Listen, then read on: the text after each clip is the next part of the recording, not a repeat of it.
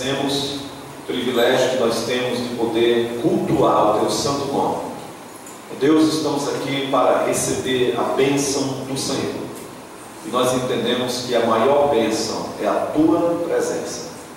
Muito obrigado pela Sua misericórdia, que tem nos sustentado. Não estamos aqui, Senhor, amparados por qualquer que seja o ato de bondade da nossa própria pessoa. Nós não temos nada a Te oferecer de nós mesmos. O que nós Te oferecemos, Pai, já vem das Tuas próprias mãos. Então nós Te louvamos, porque Tu és o Pai das misericórdias. E se dependesse de nós, não estaríamos aqui. Mas a Sua graça tem nos sustentado e tem transformado nossas vidas. Pedimos que o Senhor receba toda a honra e toda a glória, e que na Sua graça também, ó Pai, pela obra de Cristo, nesse momento o Teu Santo Espírito fale ao nosso coração. Nos ajude a enxergar as maravilhas da Tua lei. Nos ajuda, Pai, a Te amar. A nossa oração é no nome de Jesus. Amém. Ok, irmãos, podem abrir a sua Bíblia, carta de Paulo aos Romanos, capítulo 3. Eu quero primeiramente fazer uma recapitulação do que nós já temos visto, bem rápida, na carta de Paulo aos Romanos. Você já pode deixar a sua Bíblia aberta no capítulo 3. Na primeira meditação que nós fizemos, destacamos exatamente esse tópico aí, que é o capítulo 1, versos 16 e 17.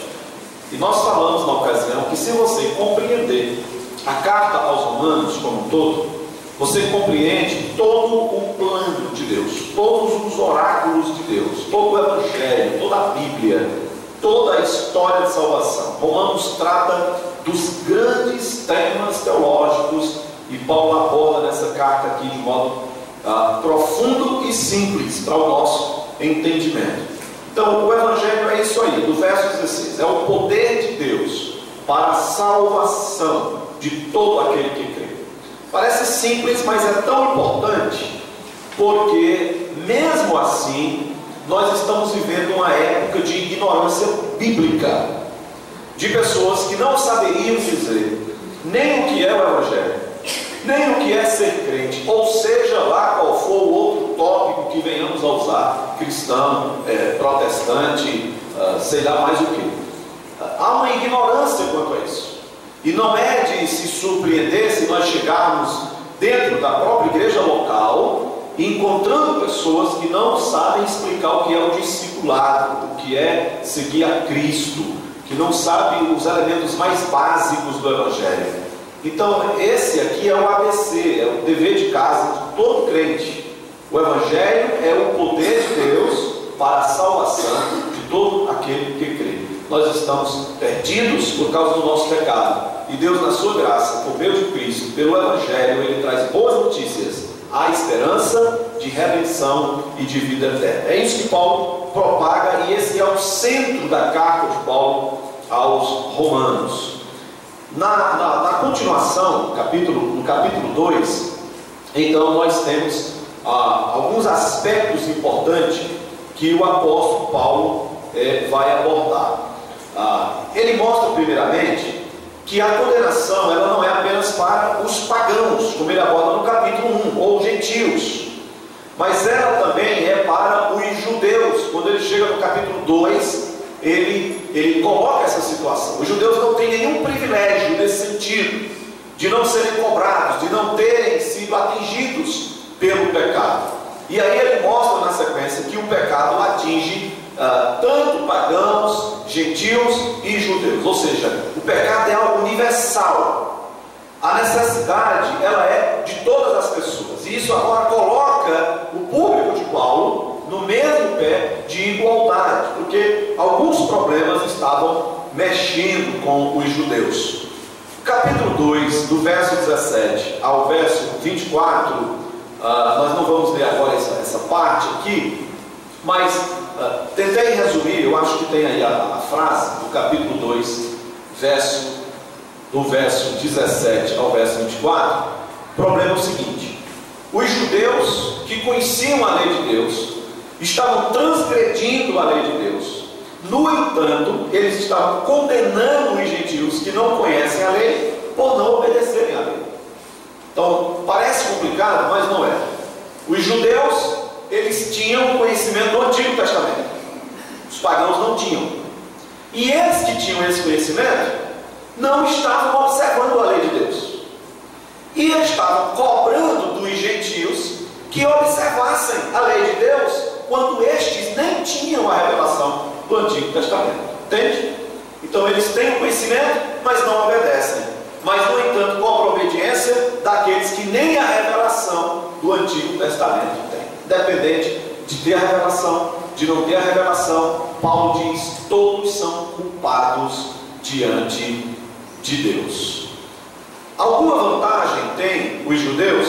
Eu coloquei alguns argumentos em forma de premissa para tentar explicar o que diz o capítulo 2, do verso 17 ao verso 24. A segunda parte eu não vou usar slide, que é exatamente o que nós vamos ver no capítulo 3. Mas o pastor Ricardo pode passar, só para os irmãos entenderem de outro modo o que nós tentamos explicar do verso 17 ao verso 24 do capítulo 2. Pode passar essa parte toda para mostrar que os judeus não têm, nesse sentido, nenhuma vantagem diante dos pagãos e diante dos gentios. Por que é que Paulo faz isso? Isso é muito importante, porque quando ele chega agora no capítulo 3, que é a parte que nós vamos nos concentrar, ele vai mostrar que, no outro sentido, os judeus têm sim uma certa vantagem. Olha comigo o capítulo 3, a partir do verso 1. Ele diz: qual é, pois, a vantagem dos judeus? Ou qual é a utilidade da circuncisão? Muita, sob todos os aspectos, principalmente porque aos judeus foram confiados os oráculos de Deus. O que é que Paulo está dizendo agora? Está dizendo o seguinte: os judeus têm uma vantagem sim.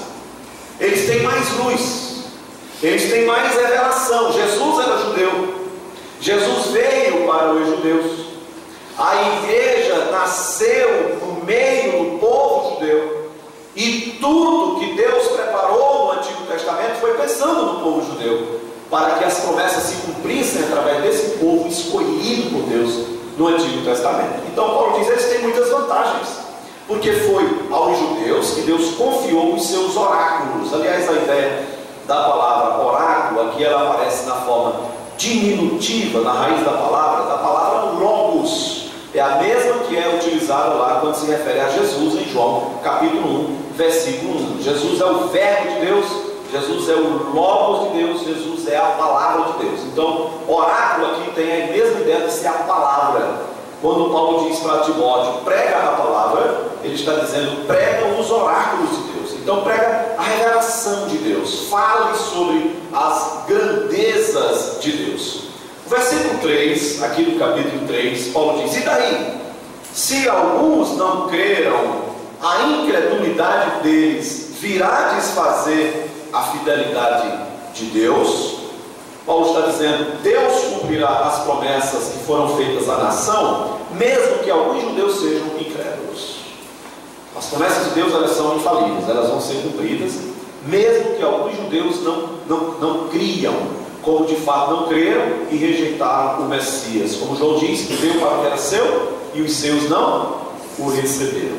Paulo está dizendo: o fato dos judeus terem se tornado incrédulos, isso não desfaz o plano de Deus de cumprir suas promessas para com a nação.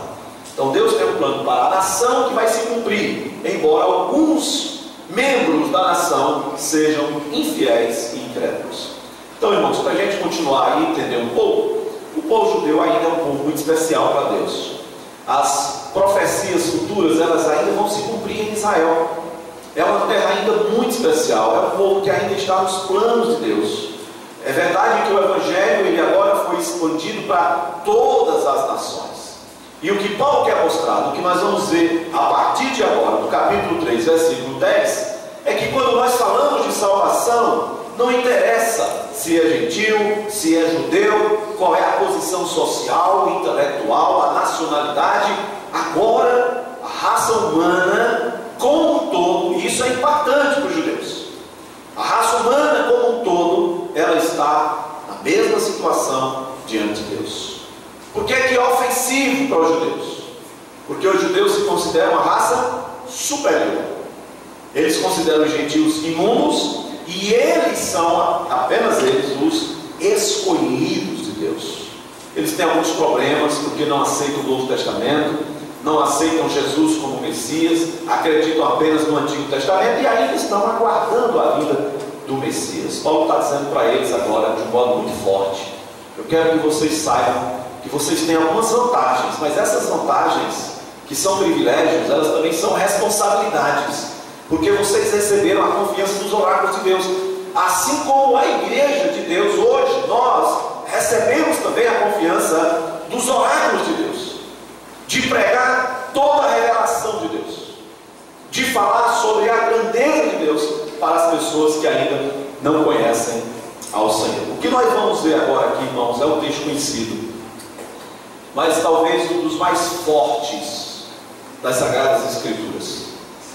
É um texto que mostra a natureza humana escrita em sua essência.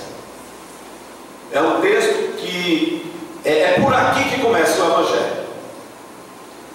O que está sendo pregado hoje, em nossos dias, são mensagens de autoestima, são mensagens para deixar as pessoas vibrantes, que destacam que Deus tem uma grande bênção, que Deus pode restaurar e fazer milagres.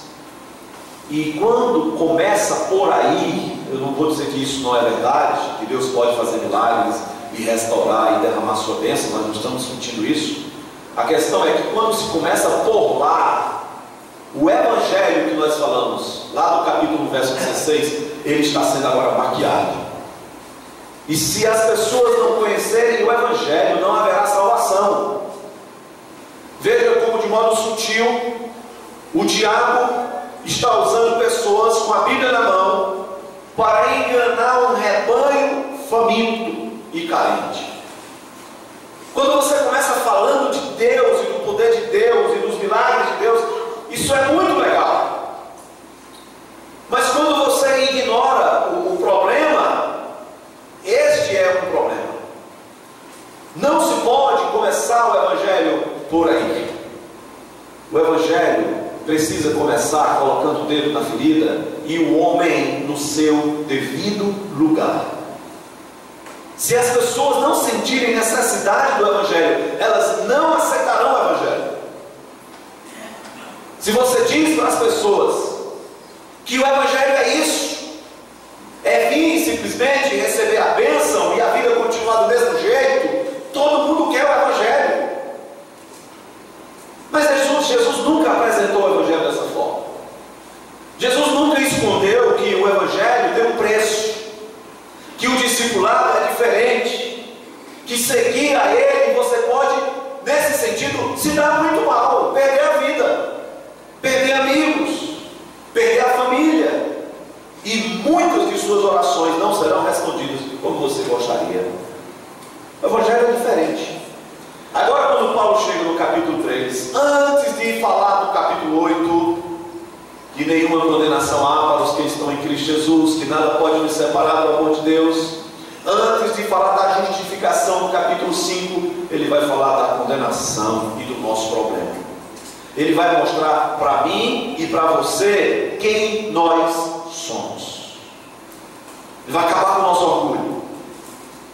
Se há alguma pretensão nossa de sermos pessoas boas, de sermos pessoas orgulhosas, e às vezes soberbas, presunçosas, de achar que somos melhores do que os outros, que aquele que peca é pior do que eu, se há qualquer tipo de pretensão nesse sentido no nosso coração, Paulo vai acabar com isso agora, a partir do versículo 10. Então olha comigo, passo a passo.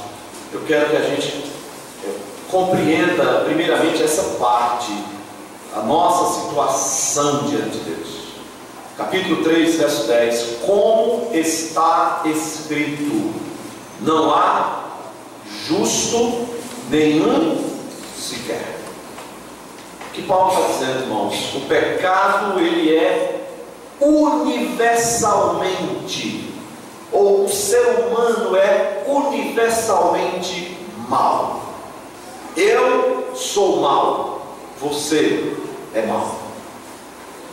Nós somos capazes de cometer os piores dos pecados.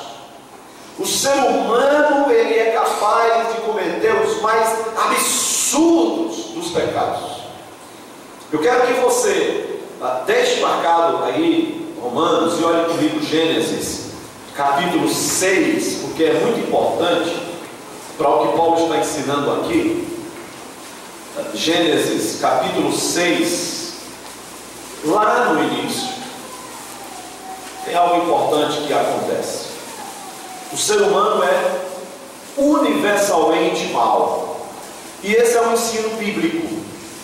Capítulo 6. Olha aqui, versículo 1. Como se foram multiplicando os homens na terra, e lhe nasceram filhas, vendo os filhos de Deus, que as filhas dos homens eram formosas, tomaram para si mulheres, as que entre todas mais lhe agradaram. Então disse o Senhor: meu espírito não agirá para sempre no homem, pois este é carnal, e os seus dias serão 120 anos.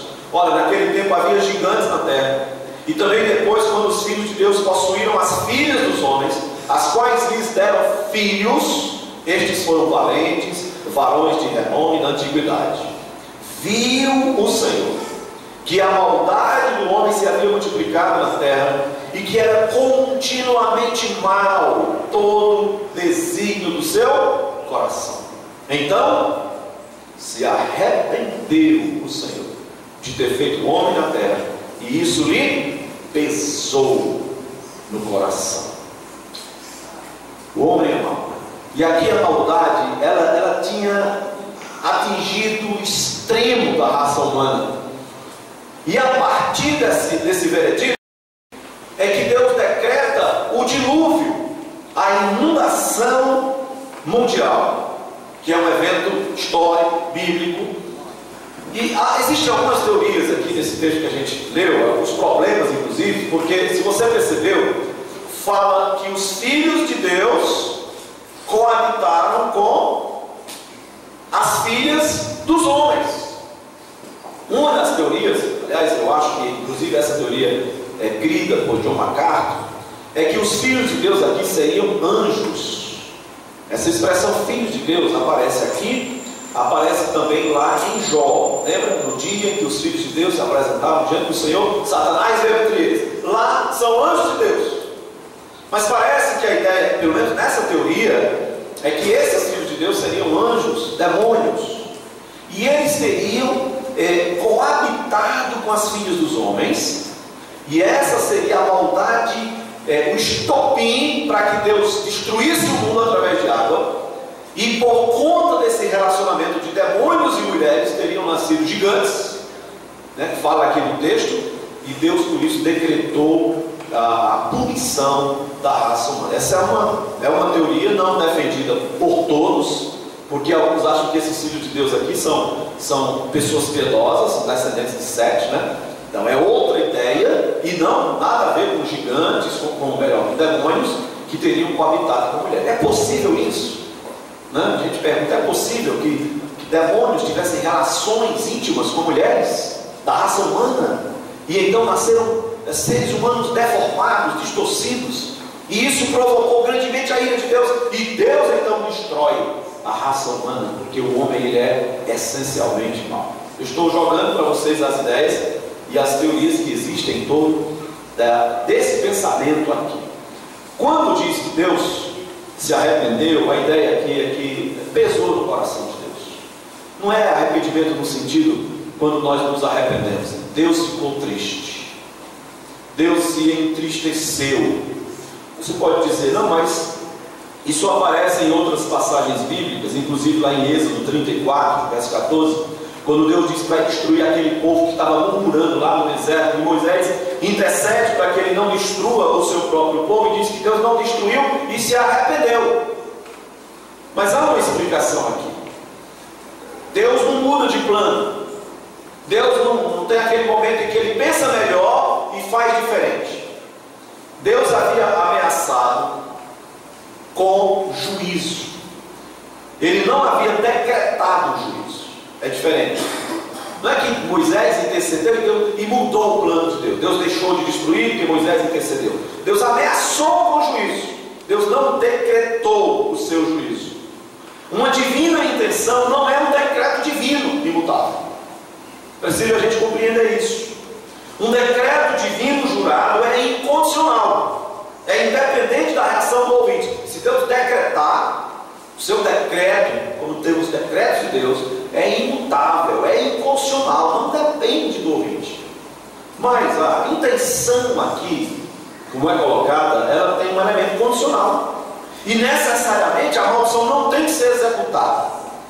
Então, esse arrependeu-se aqui é muito a ideia de tristeza no coração de Deus por conta do pecado do povo, né? O filme de Noé, que está sendo apresentado nos cinemas, ele não retrata com fidelidade a história bíblica, né? Se você pretende assistir ou assistiu com a expectativa de ver um relato bíblico, assim como eu pensei que era, se frustra. Se você parte da ideia de que é simplesmente um filme cinematográfico com suas ficções e vai tentar pegar alguma coisa simplesmente para assistir, tudo bem.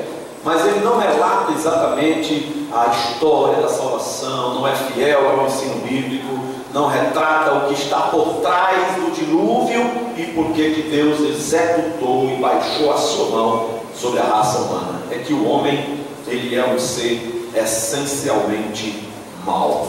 Paulo diz: não há justo nenhum sequer. Nós somos pecadores. Nós gostamos de pecar. Nós temos prazer em pecar. E eu diria mais, nós até queremos pecar. Isso é importante. Isso é importante no seu devocional diante de Deus. Não tem como enganar Deus. Não tem como a gente chegar diante de Deus e falar de coisas como se a gente estivesse falando com outra pessoa. Você tem que desnudar a alma e dizer: Senhor, eu reconheço os pecados cometidos na semana. Eu reconheço que o Senhor ter aceito a minha oferta hoje à noite foi um ato de misericórdia. Eu reconheço que o fato de nós estarmos aqui é um ato da graça do Senhor. Eu reconheço que eu só não estou numa situação pior, porque a sua graça limitou que eu pudesse fazer muitas coisas que de fato eu até gostaria de fazer. Nós estamos aqui pela graça de Deus.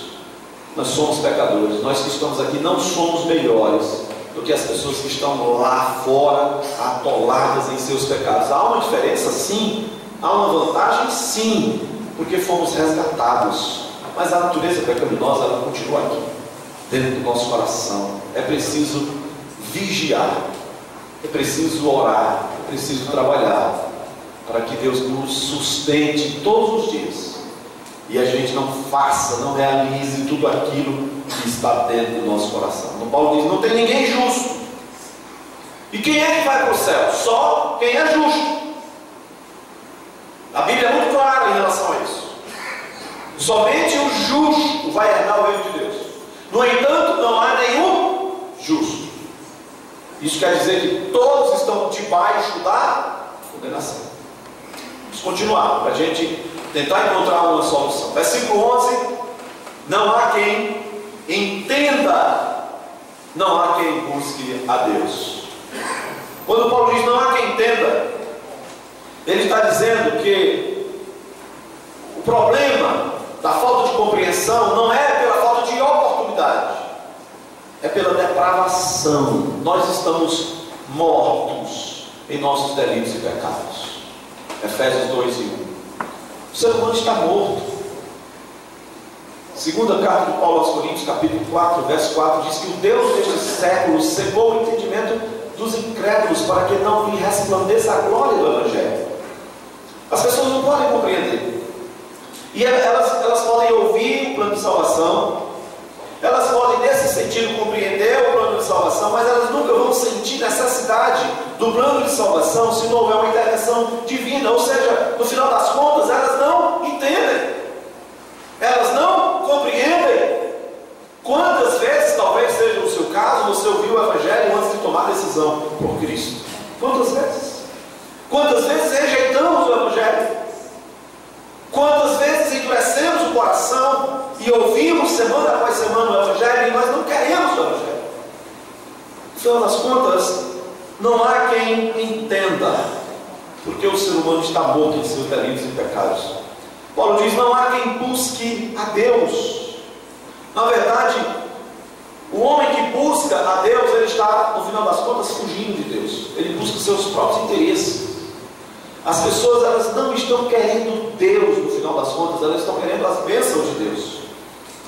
E João, no capítulo 15, verso 16, o Senhor Jesus diz: não fostes vós que me escolhestes a mim, pelo contrário, eu vos escolhi a vós outros.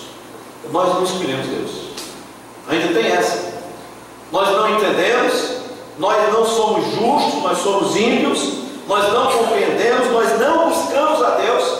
E quando buscamos a Deus, é fruto da busca de Deus para conosco. Nós fugimos de Deus, e Deus foi atrás e nos trouxe. Então nós estamos aqui hoje à noite, não porque nós decidimos estar aqui hoje à noite, Deus nos trouxe para cá. Se nós estamos numa nova posição diante de Deus, foi a graça de Deus por Cristo Jesus, que foi atrás de nós, miseráveis pecadores, que viramos as costas para Deus. E Deus nos trouxe e tirou então a cegueira e deu vida através do Espírito Santo e mostrou para nós a sua glória e disse: está aqui, esse caminho é melhor. E Ele colocou então o seu louvor nos nossos lábios, para que nós possamos louvá-lo e adorá-lo em espírito e em verdade. Tudo é fruto da graça de Deus. Nós não somos bons. As pessoas estão querendo Deus. Não estão querendo Deus. Mas elas estão buscando as religiões. Isso é uma fuga de Deus. É uma fuga. Elas estão fugindo de Deus. Porque no final das contas é o seu interesse que elas querem. E a verdadeira religião não é o homem buscando a Deus, é Deus buscando o homem. E é isso que Paulo está dizendo: não há quem busque a Deus. Versículo 12: todos se extraviaram, todos seguiram pela direção errada. A nossa inclinação é para desviar-se, é para seguir o nosso próprio caminho. Paulo traz isso lá no texto de Isaías, capítulo 53, quando fala do Messias sofredor. Todos nós andávamos desgarrados como ovelha, cada um se desviava pelo caminho. Todos fugiram de Deus. O homem não pode ganhar a salvação. Aquela expressão que a gente escuta: eu alcancei uma graça, ela é contraditória em si mesmo, porque graça é ser alcançado, graça é ser encontrado por Deus. Nós somos agraciados, porque Deus derramou sobre nossas vidas a sua graça. Ninguém alcança a graça. É diferente se você faz um voto com Deus. É diferente esse seu relacionamento com Deus, mas nós não alcançamos graça. É Deus quem nos alcança pela sua graça. Verso 13, ainda falando de nós, seres humanos, Paulo diz: a garganta deles é sepulcro aberto, com a língua urdem engano, veneno de víbora está nos seus lábios.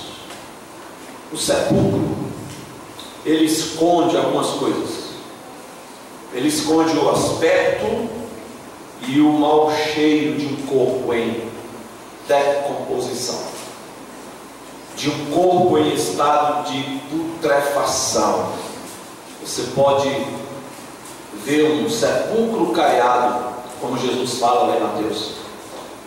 Você não tem ideia da verdadeira essência daquela imagem, bonita, preparada, maquiada por fora. Você não tem ideia do que aquele sepulcro está escondendo. É isso que Paulo diz. É como se você abrisse a sepultura e se deparasse com aquela cena de um corpo estourado, de um corpo em decomposição. Eu já assisti 2 vezes uma exumação de corpos, desenterrar e o médico legista pegar e abrir o que tem lá e tirar detalhe por detalhe, pele, unha, e examinar todo o corpo. Paulo está dizendo, nós somos um sepulcro aberto. Qual é a diferença de um sepulcro fechado e de um sepulcro aberto? O choque da imagem de um corpo podre em decomposição e o mau cheiro daquele corpo. Paulo diz, o que sai de dentro de nós é imundo. O ser humano é assim. Ele virou as costas para Deus. Ele não é justo. Ele se extraviou. Ele não busca a Deus. Ele não entende. Ele é um sepulcro aberto. O que nós falamos, o que nós pensamos, o que nós fazemos, e aqui é uma coisa agora de consciência pessoal, revela para nós mesmos o nosso coração. Eu quero que você olhe mais um texto comigo, deixando aqui marcado, lá em Tiago, capítulo 3.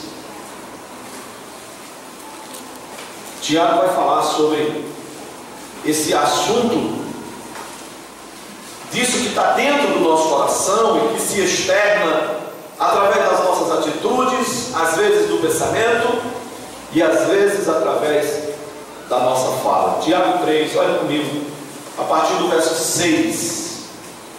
Ora, a língua é fogo, é mundo de iniquidade. A língua está situada entre os membros de nosso corpo e contamina o corpo inteiro, e não só põe em chamas toda a carreira da existência humana, como também é posta ela mesma em chamas pelo inferno. Pois toda espécie de feras, de aves, de répteis, de seres marinhos se doma e tem sido domada pelo gênero humano. A língua, porém, nenhum dos homens é capaz de domar. É mal incontido, carregado de veneno mortífero. Com ela, bendizemos ao Senhor e Pai. Também com ela, amaldiçoamos os homens feitos à semelhança de Deus. De uma só boca procede bênção e maldição. Meus irmãos, não é conveniente que estas coisas sejam assim. Pode a fonte jorrar do mesmo lugar o que é doce e o que é amargo? Acaso, meus irmãos, pode a figueira produzir azeitonas ou a videira figos? Tampouco fonte de água salgada pode dar água doce. Você sabe o que Tiago está dizendo? A mesma língua que nós usamos aqui domingo à noite para cantar os corinhos, para dizer, usa minhas mãos, usa minha voz, usa o meu ser, purifica o meu coração para entrar na tua presença. Essa mesma língua que bendiz a Deus e que ora e que canta e que prega, é a mesma língua que amanhã vai estar falando mal do irmão. É a mesma língua que amanhã vai estar difamando o irmão, vai estar caluniando, vai estar tornando público o que não deveria tornar público. É a mesma língua que vai estar amaldiçoando, a mesma língua que abençoa, é a mesma língua que amaldiçoa. E Tiago está dizendo que tem alguma coisa errada aí. É uma fonte só, e essa fonte que é o nosso coração, será que é possível essa fonte ser ao mesmo tempo piedosa e pecaminosa? Será que eu consigo ao mesmo tempo usar para a glória de Deus a minha língua e usar essa mesma língua para a glória de Deus eu usar para a destruição da vida do meu irmão? Usar veneno, a expressão que Tiago usa aqui é veneno mortífero, porque mata. A pior desgraça que existe no meio de uma comunidade que envolve relacionamentos é a fofoca, é a mentira, é a distorção, muitas vezes, de fatos que você nem sabe. E isso tem destruído a igreja. As conversas desencontradas que encontram apoio têm destruído relacionamentos, têm destruído vidas, e nós somos assim. Paulo está dizendo isso. Sepulcro aberto. Você tem um instrumento que pode matar. ser diferente. Porque o Senhor Jesus diz que a boca fala do que está cheio o coração. Aquilo que nós falamos, aquilo que nós pensamos e fazemos como consequência do pensamento, é aquilo que está dentro do coração. Então, eu tenho um diagnóstico aqui, médico, espiritual, terrível. Eu sou mau, eu não sou justo, eu não entendo, eu não sou piedoso, eu não sou religioso, eu não quero saber de Deus, eu virei as costas para Deus, eu tenho veneno no meu coração, eu sou um sepulcro aberto. Não tem como, depois de ouvir esse sermão de Paulo, o ser humano pensar que é bom, que a religião vai torná-lo um homem melhor e que o mundo vai melhorar. Vamos construir um mundo novo, vamos ter esperança. Que mensagem mais pessimista! Mas não é bíblico isso. A Bíblia não diz que o mundo vai melhorar, e a razão é porque os homens não vão melhorar. Quando Paulo escreve a Timóteo, ele diz: nos últimos dias sobrevirão tempos difíceis, porque os homens serão egoístas, jactanciosos, desobedientes aos pais, irreverentes, sem afeição natural. O mundo não vai melhorar. Olha se o mundo está melhorando. Olha o mundo 10 anos, 20 anos atrás, olha o mundo hoje. Imagine o mundo daqui a 10 anos. Um dos tópicos da doutrina do Espiritismo, que defende a reencarnação, é que o mundo vai melhorar e o Espírito fica se reencarnando, porque ele vem de modo aperfeiçoado. A pessoa morre e ele volta de modo aperfeiçoado. Ele pode voltar como um passarinho, como um cavalo, um cachorro, uma barata. Ele vai se encarnar e ele volta melhor.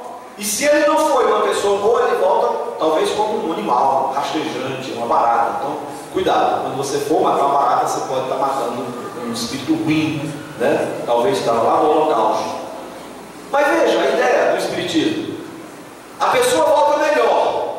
Aí vamos pensar o seguinte: de 100 anos atrás para cá, né? Algo recente à luz da história, todas as pessoas que morreram antes e voltaram no último século, voltaram melhores, porque elas estão se reencarnando, então elas voltam melhores.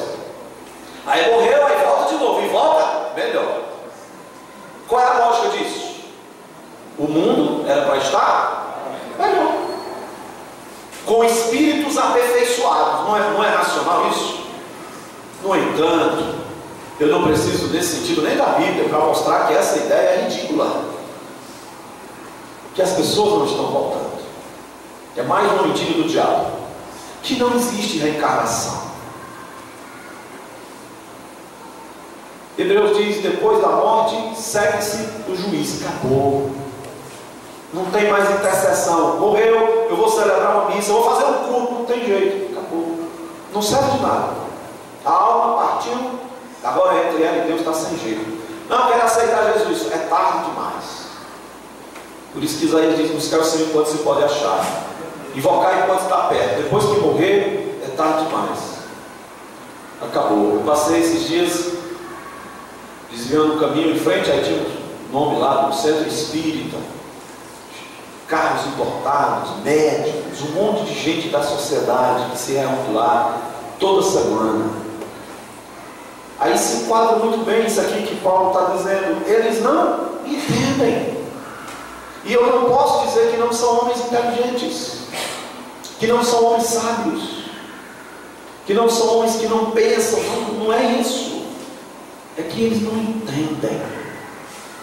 É o diagnóstico espiritual da alma de cada ser humano. É o que Paulo está dizendo. Eles não compreendem. Eles não querem saber de Deus. Eles não aceitam a autoridade da doutrina da palavra de Deus.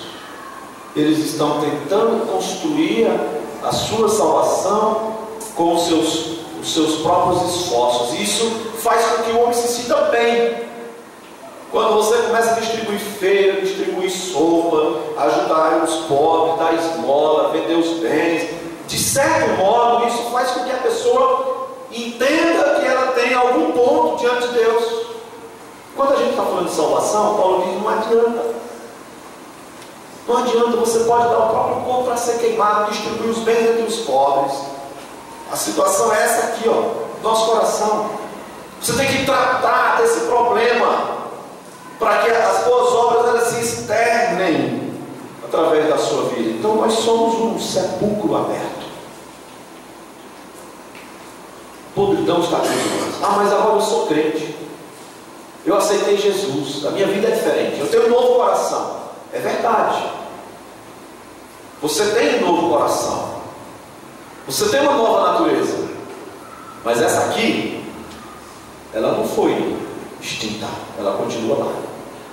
Ah, então eu tenho duas naturezas. Agora você tem duas naturezas. Você ganhou uma nova, mas a velha está ali. É por isso que há uma luta dentro de nós. Por isso que o pecado ele toma uma forma tão forte. Porque agora sim faz sentido. Ao mesmo tempo em que eu tenho vontade de fazer o que é certo, eu também tenho vontade de fazer o que é errado. Ao mesmo tempo em que eu tenho vontade de obedecer a Deus, eu também tenho vontade de desobedecer a Deus. Eu tenho vontade de fazer o bem, mas eu também faço o mal. É uma coisa estranha.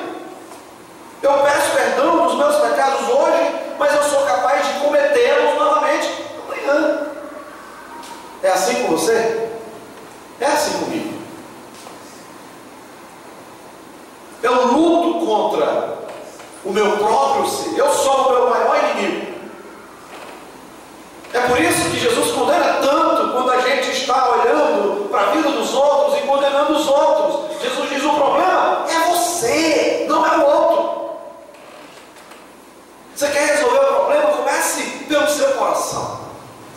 Você é o problema. Eu sou o problema. Não é a minha esposa, não é o meu marido, não é o meu irmão, eu sou o problema. Eu tenho que resolver o meu problema. Quando Paulo chega no capítulo 7 dessa carta aqui de Romanos, ele vai falar mais sobre isso. O bem que eu quero eu não faço. O mal que eu não quero, esse sim eu faço. O que é que Paulo diz lá? Miserável homem que sou. O homem é miserável. Porque o bem que ele ainda deseja fazer, ele não consegue fazer. Versículo 14: a boca eles a têm cheia de maldição e de amargura. Eu quero falar sobre essas duas palavras. Maldição, biblicamente falando, é desejar o pior para outra pessoa. É expressar o desejo publicamente numa linguagem sarcástica. Isso é maldição. Amargura é uma expressão pública de hostilidade contra alguém. E a amargura é algo perigoso. Olha comigo Hebreus, capítulo 12, versos 14 e 15. Aqui é falando para o povo de Deus. Hebreus 12, olha comigo o verso 14, para a gente entender o que Paulo está dizendo aqui. Lá em Romanos, não aqui em Hebreus. Hebreus 12, verso 14, ele diz: segui a paz com todos e a santificação, sem a qual ninguém verá o Senhor, atentando diligentemente, porque ninguém seja faltoso, separando-se da graça de Deus, nem haja alguma raiz de amargura, que brotando vos perturbe, e por meio dela muitos sejam contaminados. Qual é o perigo aqui que aqui o autor aos Hebreus está falando? Cuidado com a pessoa amargurada, tenha muito cuidado, porque ele fala de raiz de amargura, e é como se isso fosse uma semente que vai brotar, e ele diz: brotando vai causar perturbação no meio da comunidade, e como consequência muitos serão contaminados. É como se eu estivesse amargurado. E eu sempre que me aproximasse de um círculo de conversa, depois do culto, quando encontro os irmãos, amigos, eu sempre esteja reclamando, eu sempre esteja murmurando, esteja sempre levantando suspeitas malignas, esteja sempre ruim, nunca está bom. É aquela amargura. Não tem gente assim, né? Que você gostaria de nem estar perto. Assim como tem gente agradável, tem gente desagradável, amargurada. Não que numa situação ou outra você não possa ouvir uma pessoa amargurada, está precisando de ajuda. Mas aqui está falando de alguém que é amargurado, que vive amargurado, que só fala de murmuração, que só tem o que reclamar, que nunca está bom, é só uma reclamação, é uma pessoa amargurada. O que ele está dizendo é, isso vai brotar e vai contaminar outros. Daqui a pouco não será mais apenas um amargurado, teremos 2, 3, 4, 5 pessoas amarguradas, porque elas compraram o discurso daquele amargurado primário, e agora pensam como ele, e foram convencidos de tanto ouvir, já passam a olhar para as pessoas diferentes, e tem agora aquela ideia de um coração amargurado como sendo verdade. E agora dentro da comunidade nós temos 5 amargurados, que expressando suas amarguras, daqui a pouco eles têm 10 amargurados, e daqui a pouco tem 15 amargurados, e se não tiver cuidado, nós vamos nos tornar uma família amargurada. Você entende? Então cuidado. Paulo está dizendo, isso é do coração, isso é da natureza pecaminosa, é do ser humano. A boca está cheia de maldição e de amargura. Ou seja, nós temos a tendência e a inclinação de desejar o mal aos outros e de falar mal das pessoas e de espalhar amargura. Por isso que o pecado tem que estar sendo combatido. Por isso que a pregação, domingo após domingo, tem que estar nos exortando, chamando nossa atenção. Cuidado, não realize os desejos do seu coração. Cuidado, tem um abismo. Cuidado, não fale mal das pessoas, não há virtude nisso. Cuidado, não espalhe contendas, não destrua a unidade do corpo de Cristo. Cuidado com o que você deixa externar do seu coração. Versículo 15: os seus pés são velozes para derramar sangue, nos seus caminhos a destruição e miséria. Isso mostra que o ser humano destrói tudo que ele encontra pelo caminho. Ele tem a capacidade de deixar dor e sofrimento por onde passa. Verso 17: desconheceram o caminho da paz. Nós temos facilidade de nos envolver em conflito, nós temos facilidade de odiar as pessoas que nunca nos fizeram mal, nós temos a facilidade de criar problemas, nós não conhecemos a paz. Verso 18: não há temor de Deus diante dos seus olhos. Finaliza muito bem. Vai descrever, quando você olhar para esse quadro e você quiser se colocar no seu devido lugar e saber quem é você, leia esse texto. E pode até colocar o seu nome. Fabiano não é justo, Fabiano não entende, Fabiano não busca Deus, eu me extraviei, eu virei as costas, a minha garganta é sepulcro aberto, minha boca está cheia de maldição, eu tenho pressa para fazer o mal, há destruição no meu caminho, eu desconheço a paz e muitas vezes eu não temo a Deus. Aí você tem um diagnóstico real de quem é você. Mas a história não termina aqui. Esse é o quadro, é o ponto de partida. Você miseravelmente, sendo judeu, sendo gentil, sendo pagão, tendo a lei, não tendo a lei, tendo revelação ou não tendo revelação, Paulo agora está dizendo que todos estão nessa situação aqui. E o que é que eu faço para deixar de ser um homem miserável? O que é que eu faço para deixar de ter o coração amargurado? O que é que eu faço para começar a temer a Deus na minha vida? Olha o verso 28. Concluímos, pois, que o homem é justificado justificado pela fé, independentemente das obras da lei.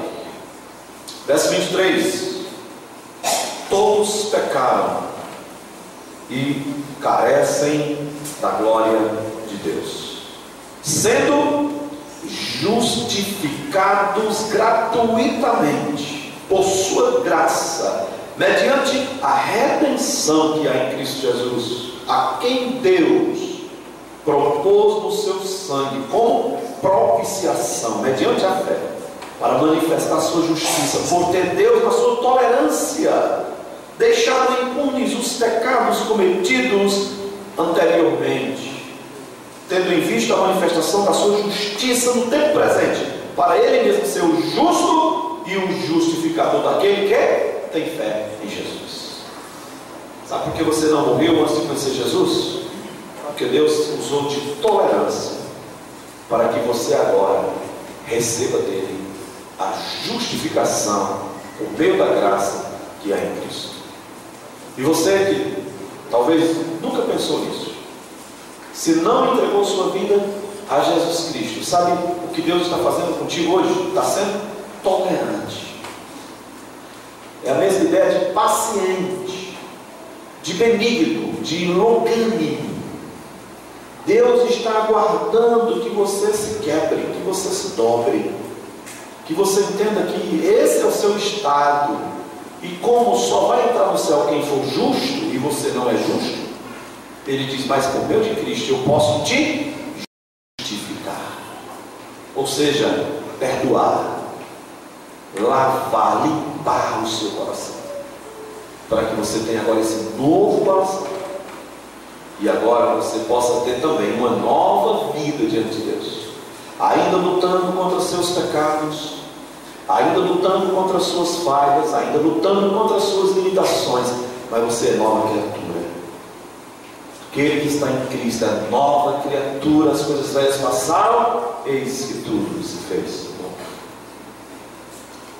Nós podemos fazer duas coisas hoje à noite. Se você já entregou a vida a Cristo, você pode pedir para que Jesus purifique seu coração.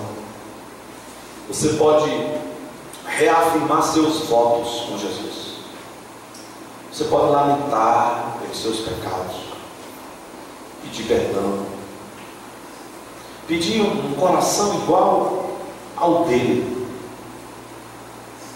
Como diz Davi no Salmo 139: vê se há em mim algum caminho mau e guia-me pelo caminho eterno. Como diz Davi no Salmo 51: cria em mim, ó Deus, um coração puro, renova dentro de mim um espírito inabalável.